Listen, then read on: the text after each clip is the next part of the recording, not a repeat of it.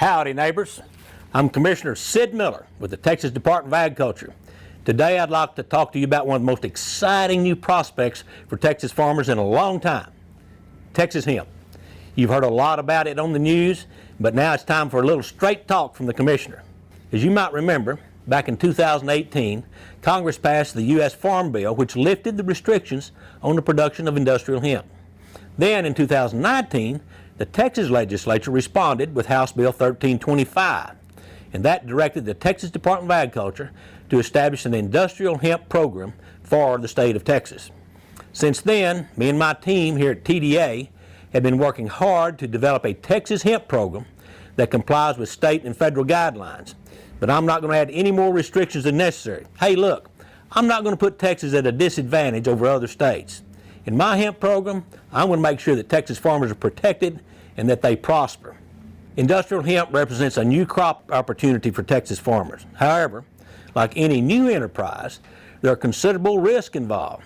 I'd like to take a moment and talk about some of those risks and how you might navigate around those. Number one, always have a buyer and a contract. The best piece of advice I can give you is if you don't have a contract to sell your product, don't plant it. The hemp market in Texas and around the nation is relatively new and therefore unsettled. New uses of the products are emerging, but they're not yet fully established. There's new producers and processors and a web of state and federal regulations to consider. And market saturation could be a real problem.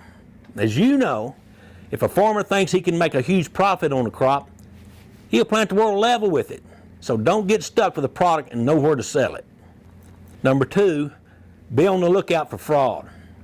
As usual with any new emerging industries, there's a risk of fraud. Do your research and make sure you buy hemp seeds or plants from only reputable dealers and only sell to reputable buyers. Hemp requires very high inputs, and unfortunately there's always someone out there looking to take advantage of you. There are many dealers and processors across this country that are working hard to establish an honest hemp industry. So do your research. Number three, growing concerns. Now let's be clear, hemp's relatively new to Texas. As such, there's not a lot of data to know how different varieties will react to our Texas climate. Research from other states show that when varieties do well in one type of soil or climate, that doesn't necessarily mean they're going to do well everywhere you plant them. Our unpredictable Texas weather can cause some major problems in your crop's Delta-9 THC levels. For example, 1 week of good old Texas drought might spike the THC levels too high, making your crop illegal. On the other hand, hemp doesn't like wet feet, so excessive soil moisture can diminish your yield. Remember, your crop's going to be tested before harvest to make sure it's not above the 0.3 THC level. So while state law doesn't require you to monitor those THC levels during production, you might consider investing in periodic testing to see how your variety is reacting to local soil and the local weather. Number four, pest and disease. Some might have you believe that hemp's not prone to diseases and there's no known insects that will affect hemp. That's all baloney. Let me tell you, neighbor, don't believe that. Hemp's just like any other crop. It can be attacked by several plant diseases, including southern blight, leaf spot. Hemp's susceptible to all kinds of infestations of earworm, fall armyworm, and a host of others. Now, the EPA is currently approving new pesticides for use on hemp. They're not approved yet, but stay tuned. As of today, there's no pesticides approved for use on hemp in Texas. Keep that in mind. As you consider jumping into industrial hemp, remember that with all those promises of high profits comes high risk.